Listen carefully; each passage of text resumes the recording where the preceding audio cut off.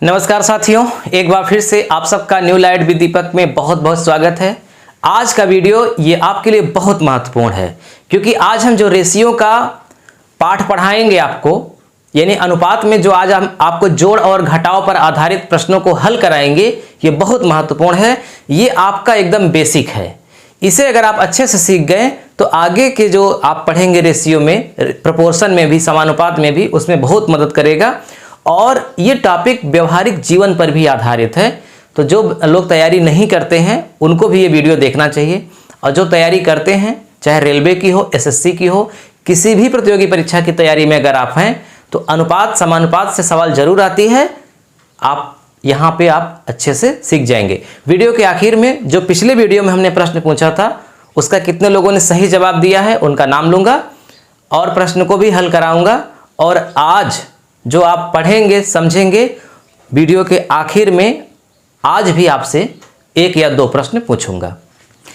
बहुत बेहतरीन, बहुत सरल प्रश्न आपके सामने लिखा गया है, इसे आप समझिए, ध्यान से देखिएगा। एक ही प्रश्न के माध्यम से इधर उधर करके मैं आपको सारी चीज समझा दूंगा एक ही फार्मूले से।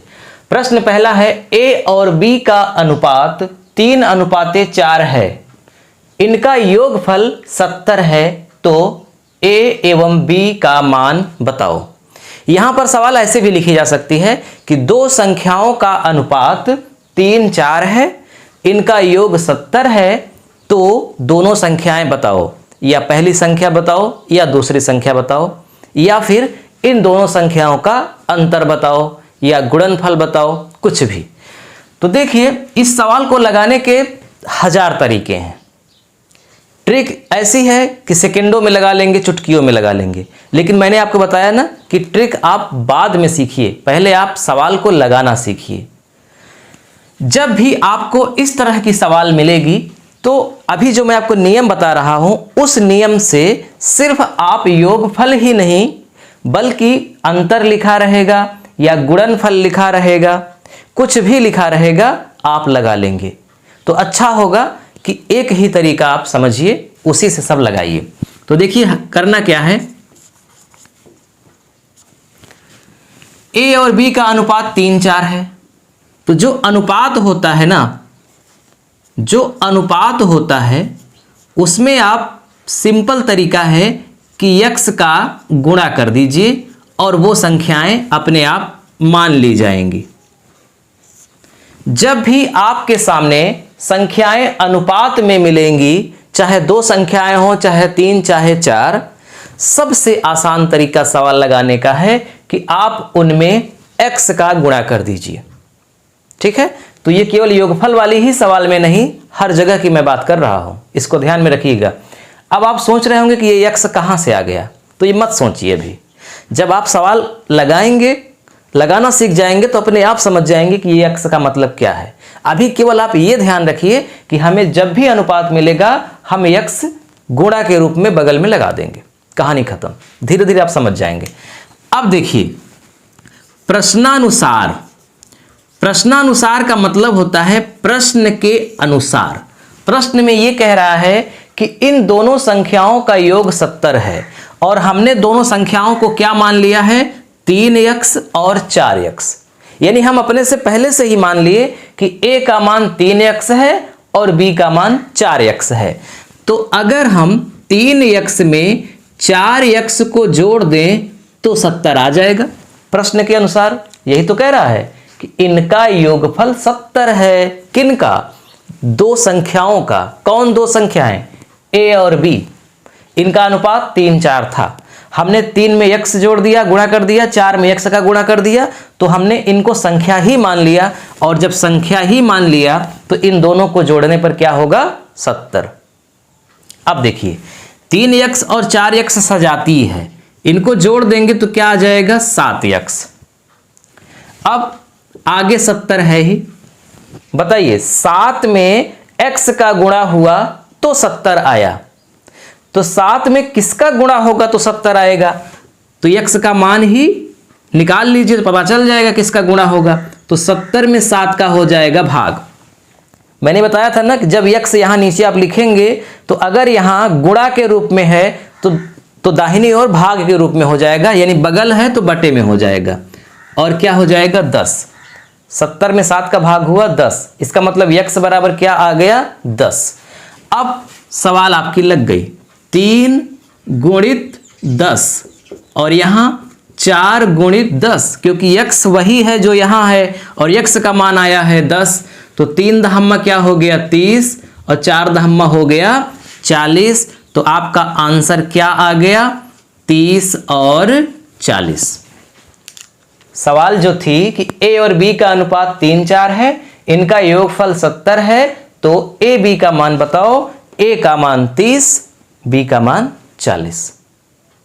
ठीक, चलिए एक सवाल और देखते हैं। देखिए हमने कुछ भी नहीं किया, बस अनुपात बदल दिया और यहां योगफल। a और b का अनुपात 6:11 है, इनका योगफल 510 है, तो a b का मान बताओ। कुछ नहीं करना है, माना a का मान कितना है 6x, b का मान कितना है 11x। अब प्रश्नानुसार क्या करना है, 6x में 11x को जोड़ देना है और क्या आएगा 510। जो लिखा है योगफल वही लिखना है।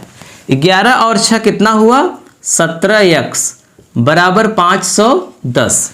डायरेक्ट आप काट सकते हैं, 17 त्रिक 51, 17 0 में 0, यानी x का मान आ गया 30। जब x का मान 30 आ गया तो यहां 6 में 30 का गुणा हो जाएगा और आ जाएगा 180, और यहां पर 11 में भी 30 का गुणा होगा और 11 3 33, 330। आपका उत्तर आ गया 180 और 330। इनका गुण योगफल 510 होगा। 0 में 0 गया 0, 8 3 11, 3 1 4 1 5। बहुत सरल सवाल है, बहुत सरल है। एक उदाहरण और देख लीजिए। अब देखिए, अभी मैं आपको ट्रिक से भी बताऊंगा, लेकिन पहले आप ऐसे समझिए, क्योंकि इस तरह समझे रहेंगे ना तो फिर कभी आपको याद नहीं करना पड़ेगा, ट्रिक सोचनी नहीं पड़ेगी, क्योंकि ये सिस्टम ही ऐसा लगाने का है। और इस तरह सीखेंगे तो फिर बहुत चीज़ें आप लगाएंगे, यही सवाल नहीं, पता नहीं कितने सवाल आप लगाएंगे। देखिए तीसरा प्रश्न आपके सामने लिखा है, दो संख्याओं का अनुपात 3:5 है, इनका अंतर 54 है, तो संख्याओं का मान बताओ। पिछली दोनों सवाल में क्या था, योग था, अनुपात तो ऐसे ही था, अंक बदले गए थे, लेकिन यहां पर योग की जगह मतलब अंतर की जगह योग लिखा था, यहां पर अंतर लिखा है। तो आज आप एक बात बहुत अच्छे से समझ लीजिए कि अंतर माने होता है घटाना, डिफरेंट, और बड़ी संख्या में छोटी संख्या घटाई जाती है। यहां पर ऐसे भी लिखा जा सकता था कि बड़ी संख्या छोटी संख्या से 54 अधिक है, तो संख्याओं का मान बताओ, तब भी वही उत्तर आता जो इसका आएगा। अगर यहां पे ऐसे लिखा गया होता कि छोटी संख्या बड़ी संख्या से 54 कम है, तो दोनों संख्या का मान बताओ। तीनों जो सेंटेंस हैं उनका भाव एक ही है। जैसे मान लीजिए दो लोग हैं, राम और श्याम। राम के पास 7 रुपए है, श्याम के पास 4 रुपए है। तो आप ये जो इनका है मतलब इनका है, इनके मतलब को आप कम से कम आराम से वाक्य में 3 तरह से व्यक्त करेंगे। सुनने में तीनों बहुत अलग लगेंगे, लेकिन तीनों एक ही भाव को दर्शाते हैं, एक ही उत्तर को दर्शाते हैं। जैसे पहली बात ये कहिए कि राम और श्याम में 3 का अंतर है, मतलब राम और श्याम के रुपयों में 3 का अंतर है, 7 में 3 गया 4। पहला तो इस तरह से आप बोल सकते हो। दूसरी बात कैसे बोल सकते हो कि राम के पास श्याम से 3 रुपए अधिक है। और तीसरी बात क्या बोल सकते हो कि श्याम के पास राम से 3 रुपए कम है। तो तीनों एक ही बात है, इसीलिए मैं 3 सवाल लिखने की बजाय एक ही सवाल में सारी बात आपको समझाना चाह रहा हूं कि यहां पर कैसे भी लिखा रहेगा, आपको करना बिल्कुल ऐसे ही है जैसे मैं कर रहा हूं। ए का मान, अब देखो यहां पे ए तो हमको लिखना नहीं है, क्योंकि हमारे पास जो है वो डायरेक्ट हमने संख्याएं लिखी हैं। तो अब ए का क्या काम है, तो माना संख्याएं कौन संख्याएं? दोनों संख्याएं जिनकी बात हो रही है। तो माना संख्याएं क्या हैं? 3x और 5x। अब प्रश्नानुसार 5x में अगर हम 3x को घटा दें तो 54 आता है। इस तरह आपको लिखना है और यही लिखना ही सबसे बड़ी बात है। यही सही लिख देंगे, सवाल लग जाएगी। आपके मन में एक प्रश्न उठा होगा जरूर कि पिछले प्रश्न में जब योगफल था तो 3 और 5, 3 पहले, मतलब जो संख्या पहले होती थी अनुपात उसको पहले लिखते थे, जो बाद में होता था उसे बाद में।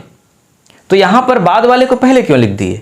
तो देखो, जोड़ में चाहे जिसको पहले लिख दीजिए चाहे जिसको बाद में, उत्तर एक ही आता है। इसलिए हमने उसको जैसे लिखा था वैसे लिख दिया। लेकिन घटाना में हमेशा बड़ी वाली संख्या पहले लिखी जाती है। भले अनुपात में बड़ी वाली संख्या बाद में हो, लेकिन आपको यहां बड़ी वाली संख्या को पहले लिखना है, तभी तो घटाएंगे ना। ये बात समझिए। अब देखो, 5x में से 3x को घटाएंगे तो कितना x आ जाएगा? 2x। और यहां क्या है? 54। जब योगफल था तो यहां प्लस का चिन्ह, जब अंतर आ गया तो यहां माइनस का चिन्ह। अब 2 से 54 कट जाएगा कितनी बार में? 27 बार में। तो x का मान क्या आ गया? 27। जब x का मान 27 आ गया तो हमें दोनों संख्याएं पता करनी है। तो पहली संख्या क्या है? 3x। तो 3 में किसका गुणा कर देंगे? 27 का। तो क्या आंसर आ जाएगा? 27 तिया 81। और फिर दूसरी संख्या क्या होगी? 5 में 27 का गुणा करो तो क्या आ जाएगा? 5 सत्ते 35, 5 दूनी 10, 3 13। 81 और 135, यानी छोटी संख्या 81, जिसका अनुपात 3 है वो 81, जिसका अनुपात 5 है वो 135। तो क्या आपने सीखा कि जब अंतर रहेगा तो घटाना का चिन्ह, जोड़ रहेगा यानी कि योग रहेगा तो जोड़ का चिन्ह, लेकिन अनुपात है तो यहां सबके साथ x ही लगाना है। अब मैं जो ट्रिक की बात कर रहा था, ट्रिक कैसे करेंगे? देखिए, ट्रिक में कुछ है नहीं, ट्रिक भी इसी पर काम करती है। अब यह है कि थोड़ा सा जल्दी हो जाता है। जैसे 3 और 5 है तो देखो, 5 में 3 को घटा दिया और 54 को लिख दिया। 5 में 3 गया 2 बराबर 54। तो 1 बराबर क्या होगा? 2 से 54 कट जाएगा 27 बार में, यानी 1 बराबर 27। तो 3 बराबर क्या? 1 बराबर 27 तो 5 बराबर क्या? तो यानी 3 का मान क्या होगा? 3 गुणित 27 बराबर 81। और फिर 5 का मान क्या होगा? 5 गुणित 27 बराबर 135। देखो, देखा जाए तो सवाल वैसी ही लगी है। ट्रिक का मतलब ये नहीं होता है कि वो बिल्कुल नई चीज आ गई है। ट्रिक से केवल जल्दी होता है। लेकिन देखिए, इसमें आप पूरी बात नहीं समझ पाए, लेकिन जब आप विस्तार से समझे थे अभी, तब आप पूरी बात समझ गए कि देखो, किया तो वही गया है। यहां हमने x लगा दिया था, उसमें यहां नहीं लगाया है। यहां पर x, पीछे वाले में x आया था और यहां पे 1 आ गया है। यहां 1 का मान 27 है तो उसी 27 का तो यहां भी गुणा हुआ है और वहां x का मान आया था। लेकिन जब आप x नहीं लगाते हो तब आप केवल जोड़ और घटाने को ही कर पाओगे, गुणा करने में बड़ी दिक्कत होगी। यानी जब यहां पे लिख दिया जाएगा गुणनफल, तब आप कर पाओ, ये थोड़ा सा मुश्किल हो जाएगा। लेकिन जब आप x को जोड़ करके करोगे तो चाहे योगफल कहे, चाहे अंतर कहे, चाहे गुणनफल कहे, सब लग जाएगा। अभी देखिए, मैं एक आपको गुणनफल की सवाल दिखाता हूं।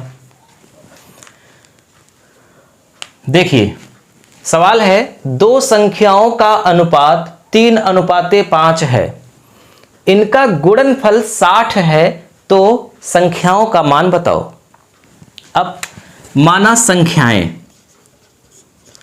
संख्याएं क्या है हमारे पास? 3x हैं और 5x है। अब क्या करेंगे? प्रश्नानुसार, यानी कि प्रश्न के अनुसार। अब ये आपके लिए ऑप्शनल है, इसे लिखिए या मत लिखिए, ये तो मैं आपको समझाने के लिए लिख रहा हूं ना कि प्रश्नानुसार। अब आप इसमें सवाल लगाते समय ये मत सोचिएगा कि ये तो लिखना ही पड़ेगा, अनिवार्य है। नहीं, ये आप नोट्स में लिखिएगा ताकि आप भविष्य में उसे देख सकें। बाकी आप जल्दी से लगा लेंगे जब इसे समझ जाएंगे तो। अब देखो, गुणनफल में भी क्या होता है कि चाहे जिस संख्या को पहले लिख दो और चाहे जिस संख्या को बाद में कोई दिक्कत नहीं है। यानी जब यहां योगफल लिखा रहेगा तब भी आप बिल्कुल सीधा सीधा लिख दो, जोड़ का चिन्ह लगा दो। जब यहां गुणनफल लिखा है तब भी आप सीधा सीधा लिख दो, गुणा का चिन्ह लगा दो। लेकिन जब यहां अंतर लिखा रहेगा तब आपको बड़ी संख्या पहले लिखनी है और छोटी संख्या बाद में। अब देखो 5 में 3 का गुणा होगा क्योंकि बीच में लगा है गुणा का चिन्ह, और गुणा का चिन्ह इसलिए लगा है क्योंकि यहां गुणनफल दिया है। 5 तिहाई 15 और x का x में गुणा होगा तो x स्क्वायर होगा और आगे क्या हो जाएगा 60। मैं आपको क्या समझाना चाह रहा हूं, जब यहां योगफल था प्लस का चिन्ह लगा था तो 5 3 8 x हुआ था, स्क्वायर नहीं आया था या नहीं आएगा। लेकिन जब गुणनफल यानी गुणा का चिन्ह लगेगा तो अंकों का तो गुणा हुआ, अक्षरों का भी जब होगा तो चूंकि एक घात इसका एक घात इसका तो 2 घात हो जाएगा। ऐसे ही 3 संख्याएं रहेंगी तो 3 घात हो जाएगा। जैसे मान लो लिखा है 2x गुणित 3x गुणित 4x, तो क्या लिखा जाएगा 2 तिहाई 6 चौको 24 x के घाते 3, तब ऐसे होगा। लेकिन 2 ही है तो घात 2 लग गए। अब 15 से आप x को काट सकते हैं, 15 चौको 60, यानी x स्क्वायर बराबर क्या आ रहा है 4। योगफल और अंतर होता तो डायरेक्ट x बराबर आ जाता। यहां पे गुणनफल में यही थोड़ी सी छोटी सी समस्या है कि x स्क्वायर का मान आएगा और आपको अपने से x का मान निकालना है।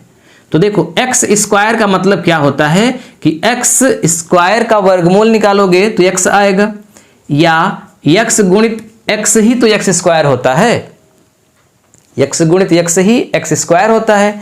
तो यहां किस संख्या में 2 बार गुणा कर दें तो 4 हो जाए। जैसे x का x में गुणा किया तो x स्क्वायर हुआ, वैसे ही 2 का 2 में गुणा करेंगे तो 4 हो जाएगा। इसका मतलब एक x का मान क्या आ रहा है 2। नहीं समझ में आई? यहां पे 9 होता तब आप क्या लिखते 3 गुणित 3, 3 त्रिका 9। यहां पे 16 होता तो क्या लिखते 4 गुणित 4। 25 होता तो क्या लिखते 5 गुणित 5।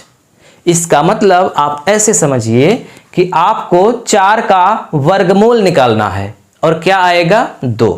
तो आप ऐसे भी कर सकते हैं और आप चाहें तो ऐसे भी कर सकते हैं। x स्क्वायर का वर्गमूल x हुआ, ये वर्गमूल का चिन्ह है, और इधर भी वर्गमूल का चिन्ह लगा दीजिए। तो x स्क्वायर का वर्गमूल x और 4 का वर्गमूल 2। वर्गमूल कैसे निकाला जाता है इस डिस्क्रिप्शन में वीडियो के आपको लिंक मिलेगा, आप वहां से देख लीजिए कि शॉर्टकट में बहुत जल्दी से वर्गमूल कैसे निकालेंगे। फिलहाल ये बहुत सरल है इसलिए मैं इस पर ज़्यादा आपका समय नहीं लूँगा। समझ गए आप कि x बराबर 2 होगा। अब आपका उत्तर क्या आएगा 3x, इसका मतलब 3 गुणित x का मान क्या आया है 2, तो क्या हो जाएगा 6। फिर दूसरी वाली संख्या है 5x, तो 5 गुणित 2 बराबर 10। तो ये आपका उत्तर आ गया 6 और 10। तभी तो 6 दहम्मा कितना होगा 60 गुणनफल, और 6 और 10 का अनुपात क्या होगा 6 और 10, 2 से कट जाएगा, 2 तिहाई 6, 2 पंचे 10, तो अनुपात 3:5 आ रहा है और गुणनफल 60 हो रहा है। इसका मतलब संख्याएं क्या होंगी 6 और 10। चलिए एक सवाल और देखिए हमारे पास एक प्रश्न है, 3 संख्याओं का अनुपात 2, 3, 5 है, इनका गुणनफल 810 है, तो सबसे बड़ी संख्या का मान बताओ। यानी कि सबसे बड़ी संख्या बताओ। क्या करना है, माना संख्याएं क्या हैं 2x, 3x, 5x, चाहे जितने अनुपात हो सबको ऐसे ही करना है। प्रश्नानुसार 2x का गुणा होगा 3x में, फिर 3x का गुणा होगा 5x में, यानी कि सबका गुणा होगा और आएगा कितना 810। ठीक, क्योंकि तीनों का गुणनफल है ना 810। 2 तिहाई 6 पंचे 30, x 3 बार है तो x के घाते 3 हो जाएगा, 810 आ गया। अब डायरेक्ट देखिए 0 से 0 आपका कैंसिल हो गया, 3 से 81 कैंसिल हो गया 27 बार में। इसका मतलब x के घाते 3 यानी कि x क्यूब बराबर 27। जब क्यूब लग जाएगा तो इसका मतलब इसका घनमूल निकालना है, स्क्वायर लगा रहेगा तो इसका मतलब वर्गमूल निकालना है, और अगर यहाँ 4 लिखा हो तो इसका मतलब चतुर्थ मूल निकालना है। तो कुल मिला के आपको क्या करना है, देखो x x x 3 बार है, यहाँ भी ऐसी संख्याएं लिखो जो वही 3 बार आए। तो अगर 3 को 3 बार लिख दोगे तो 27 हो जाएगा, 3 गुणित 3 गुणित 3। इसका मतलब एक x का मान क्या आया, 3। तो जो प्रश्न है हमारा पूछ रहा है कि बड़ी संख्या क्या होगी, तो बड़ी संख्या होगी हमारी 5 अनुपात है जिसका, उसमें इस 3 का गुणा कर दो तो बड़ी संख्या हो जाएगी 15। छोटी संख्या क्या होगी, तो 2 में 3 का गुणा करो, 2 तिहाई 6, यानी सबसे छोटी संख्या 6 होगी, दूसरी वाली संख्या होगी 3 त्रिक का 9, और तीसरी वाली संख्या क्या आई है, 15। इन सब का गुणा करेंगे आप तो 810 आ जाएगा। 15 छक्का 90 और 90 गुणित 9 बराबर 9 9 81, 810 आएगा। ठीक है, तो आपको बात समझ में आ गई ना कि जब घात 3 रहेगा तो यहाँ पे इसके 3 खंड बनाने हैं लेकिन संख्या वही। अच्छा एक चीज़ और समझ लीजिए, अगर यहाँ घात 3 है तो यहाँ 25 कभी नहीं आएगा, क्योंकि 25 को 3 बार में किया ही नहीं जा सकता है, 25 का घनमूल निकलता ही नहीं है। तो ये हमेशा निश्चित है कि अगर यहाँ घात 3 है तो यहाँ घन संख्या ही होगी, यानी जिसका घनमूल निकल सके। ऐसा नहीं होगा कि यहाँ घन है तो यहाँ वर्ग हो जाए, सवाल ही ऐसी नहीं हो पाएगी। तो जो सवाल बनाई जाती है वो पहले से ही फिक्स रहती है कि इसका उत्तर क्या होगा और ये कैसे सेट होगी। पिछले वीडियो में जो हम प्रश्न पूछे थे वो आपके सामने प्रश्न है, बहुत सरल प्रश्न था। इसका उत्तर दिया है सत्येंद्र कुमार, विजय कुमार, संदीप मिश्रा, पूजा कुमारी। इतने लोगों ने जब हमने नोट किया था तब तक सही आंसर दिए थे, बाकी और लोग सही दिए होंगे। तो आज का प्रश्न आपके सामने स्क्रीन पर है, इन दोनों प्रश्नों को आप हल करिए, सही से हल करिए, क्योंकि बहुत सरल प्रश्न है। मैं उम्मीद करता हूं कि आज कम से कम 4 नहीं, कम से कम 100 लोग सही उत्तर देंगे। 100 से कम हुआ तो इसका मतलब कि फिर आप मन लगा के नहीं पढ़ रहे हैं। उत्तर सही लिखिए, सही अगर ना भी हो तो कोई दिक्कत नहीं है, लेकिन लिखिए कम से कम ना, लगाइए तो कोशिश तो करिए।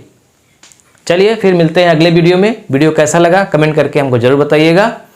और अनुपात की सीरीज चल रही है, तो अनुपात में जितने भी प्रकार के सवाल परीक्षा में आते हैं सभी हम हल करवाएंगे, कुछ छोड़ेंगे नहीं।